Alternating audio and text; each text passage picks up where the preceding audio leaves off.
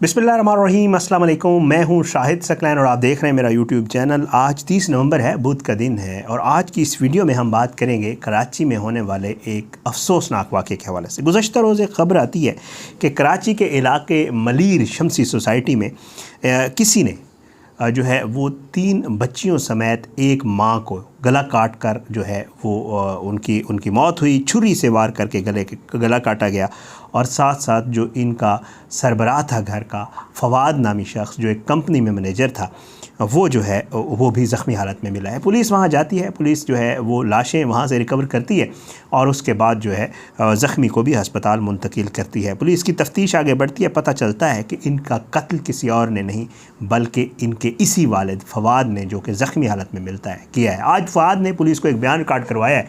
उस बयान में उसने क्या वजह बताई है, बच्चियों को क्यों कत्ल किया, कैसे कत्ल किया, तस्वीर किसको भेजी, वजूहात क्या बनी, घर आया तो क्या ऐसा हुआ कि उसने कत्ल किया। आज की इस वीडियो में सारी तफसीलात आपको बताऊंगा। पुलिस हुकाम के मुताबिक जाँ भाग बच्चियों में 16 साला नेहा, 12 साला फ़ातिमा और 10 साला समरा शामिल थी, जबकि अहलिया की शनाख्त हुमा के नाम से हुई थी। ये वाक़या कल का जो है बहुत ये दिल दहला देने वाला वाक़या था, क्योंकि एक ही घर से सेकंड फ्लोर से फर्स्ट फ्लोर पे वालिदा, इन बच्चियों की दादी और एक और चचा यानी एक भाई इस फवाद का, ये लोग रहते थे।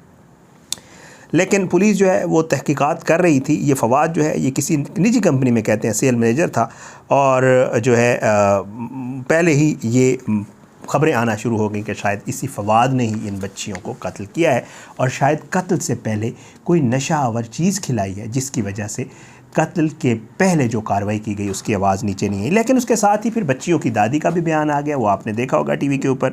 उनका कहना था कि रात के 3 बजे के करीब जो है बच्ची के चीखने की आवाज़ आई। बेटे को कॉल की तो उसने फ़ोन नहीं उठाया। 5 मिनट के बाद दूसरी बच्ची के चीखने की आवाज़ आई। फिर बेटी के साथ ऊपर गई तो बच्चियों और बहू की लाशें मौजूद थीं।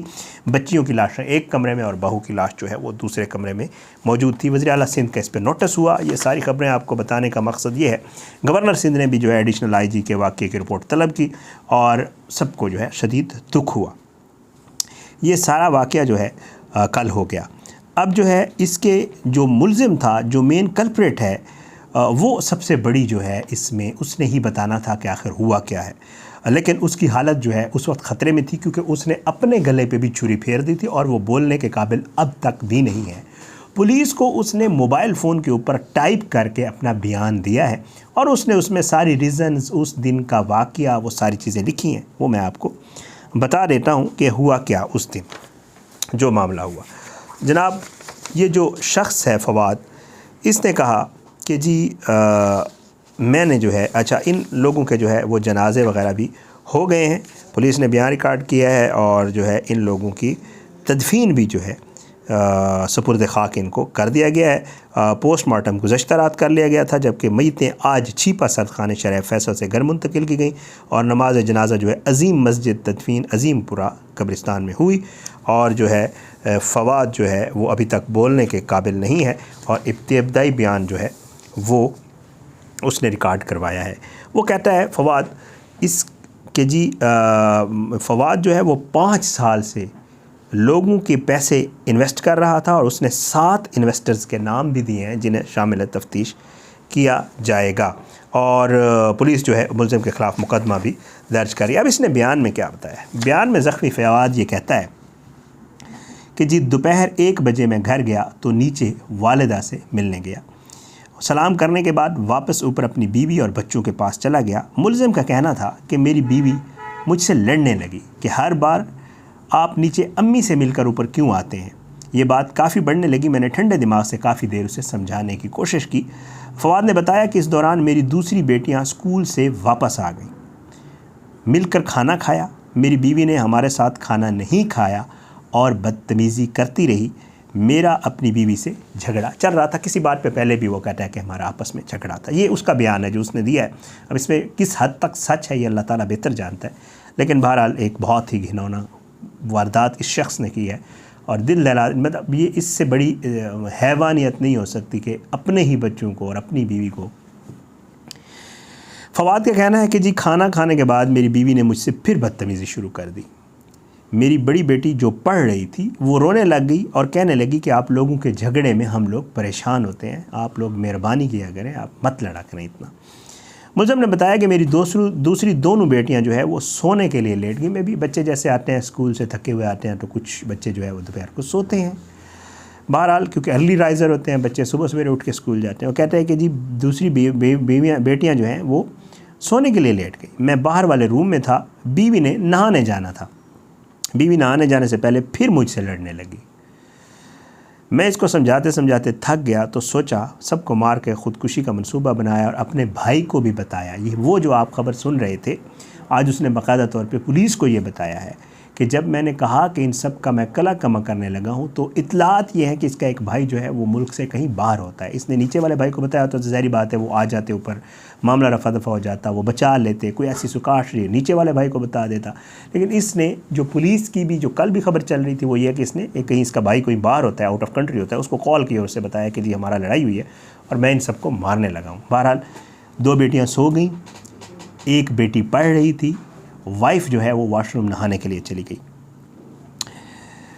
वो कहता है कि जी फवाद का कहना है कि मैं पैसों की वजह से बहुत सख्त डिप्रेशन में था और आखिर मैंने फ़ैसला किया कि सबको ख़त्म करके मैं ख़ुदकुशी कर लूँगा। मुल्ज़म ने बयान में कहा कि जब बीवी वॉशरूम गई तो मैंने बड़ी बेटे के गले पर छुरी फेरी। अब ये हैरान कुन बात है क्योंकि इसमें एक चीज़ पुलिस ये भी देख रही है, ज़ाहिर बात है वो रिपोर्टें आएंगी तो पता चलेगा कि ऐसा क्या हुआ कि खुदा न खास्ता इसने एक बेटी को ज़बह किया और जो 2 बच्चियां बाकी सोई थी वो क्यों नहीं उठी। क्योंकि अभी पुलिस भी ये बता रही है कि शायद डेड बॉडी किसी एक और कमरे से मिली है। एक डेड बॉडी एक कमरे में और 3 डेड बॉडीज़ दूसरे कमरे में। गालिबन ये है शायद जो बड़ी बेटी हो किसी और कमरे में पड़ रही थी। तो बहरहाल ये कहता है कि जी जो बड़ी बेटी है उसके गले पर मैंने, जो ही बीवी वॉशरूम गई तो मैंने उसके गले पर छुरी फेरी, फिर दोनों बेटियाँ जो सो रही थी उनके गले पर छुरी फेरी और फिर बीवी को कहा कि बाहर आ जाओ। कहते हैं कि जब बीवी भी बाहर आई तो फिर उस पर भी छुरियों के वार किए और उसकी भी गर्दन इसने छुरी से काट कर अलग कर दी। उसके बाद कहता है कि मैंने अपनी बेटियों की तस्वीर अपने इन्वेस्टर्स को भेजी जिन्होंने मुझे पैसे दिए हुए थे, जो मुझसे पैसे वापस मांग रहे थे। मैं बहुत सख्त परेशान था। मैंने अपनी जो बच्चियों के गले कटे हुए थे उनकी तस्वीर अपने इन्वेस्टर्स को भेजी और उन्हें ये लिखा कि मैंने अपनी फैमिली को ख़त्म कर दिया और मैं अब अपनी जान भी लेने लगा हूँ। और फिर मैंने अपने गले पर छुरी फेर ली। फवाद ने बताया कि इन्वेस्टर्स में नाम है 3-4 लोगों के और जो है तकरीबन 1 2 3 और 7 एक लोगों के नाम हैं ये। इनको इसने नॉमिनेट किया है बाकायदा तौर पर, मुज़म्मिल, फैसल, नोमान और उसके बाद मकबूल इलाही, हामिद नवाज़ और रियाज़ और ये इन्वेस्टर्स शामिल हैं जो इसके पास ज़ाहिर बात है कोई मामला होगा, पैसों का लेन देन होगा, उसकी वजह से ये एक दर्दनाक वाक़या पेश आया है। अल्लाह पाक करम करे। ऐसे अफसोसनाक वाक़े हमें रोज़ सुनने को मिलते हैं। जानी माली परेशानियाँ लोगों को होती हैं और इसमें कोई शक नहीं। हालांकि मैं तस्वीर देख रहा था इस शख्स की, इस दरिंदे की भी जिसने ये की है, और वैसे भी जो बच्चियों की और जो घर की तस्वीर भी जो लग रही थी उससे ये बिल्कुल भी नहीं लग रहा था कि खुदा न खास्ता इनके हालात इतने ज़्यादा ख़राब होंगे कि कोई शख्स तंगी, माशी तंगी की वजह से ख़ुदकुशी कर ले और अपने बच्चों को भी मार दे। मतलब हम ये देखते हैं ना कि गरीब होता है वो ख़ुदकुशी करता है, वो बहुत ही गरीब होता है बेचारा और उसके पास कोई नहीं। इनका ये सीन ही नहीं था, मतलब ठीक फैमिली थी, कोई ऐसे इशू नहीं था इतना ज़्यादा। और फिर साथ साथ ये भी है, ज़ाहिर बात है पढ़ा लिखा भी, शक्ल से भी लगता है कि ये पढ़े लिखे लोग थे, किसी आम फैमिली के नहीं थे। और जो आसपास के लोग हैं वो भी ये बता रहे हैं, टीवी वाले इंटरव्यू चला रहे हैं इनके पड़ोसियों के, तो बड़ी अच्छी फैमिली थी, एक दूसरे का बड़ा ख्याल रखते थे और इनके दरमियान कोई ऐसी बातचीत नहीं थी। जैसे कहा जाता है बाज़ फैमिलीज़ के बारे में मशहूर होता है कि यार ये तो अच्छे लोग नहीं हैं, या इनके आपस में लड़ाई रहती थी, या इनका कोई ऐसा मसला था, वो वाला सीन भी नहीं था। लेकिन पता नहीं इस शैतान के दिमाग में क्या कुछ आया कि इसने एक हंसते बसते घर को, अपनी बेटियों को जिनकी उम्रें भी बड़ी छोटी छोटी, बड़ी बेटी 16 साल की थी और बाकी छोटी छोटी, उनको इतनी बेदर्दी से कत्ल करना कि गला काट के और वो अलग कर देना, और अपनी बीवी को, तो ये समझ से बालातर है। अभी ये अस्पताल में है। पुलिस ने इसका इब्तदाई बयान रिकॉर्ड किया है क्योंकि अभी बोल नहीं सकता, ये इसने गले पे छुरी फेरी तो शायद उसकी वजह से।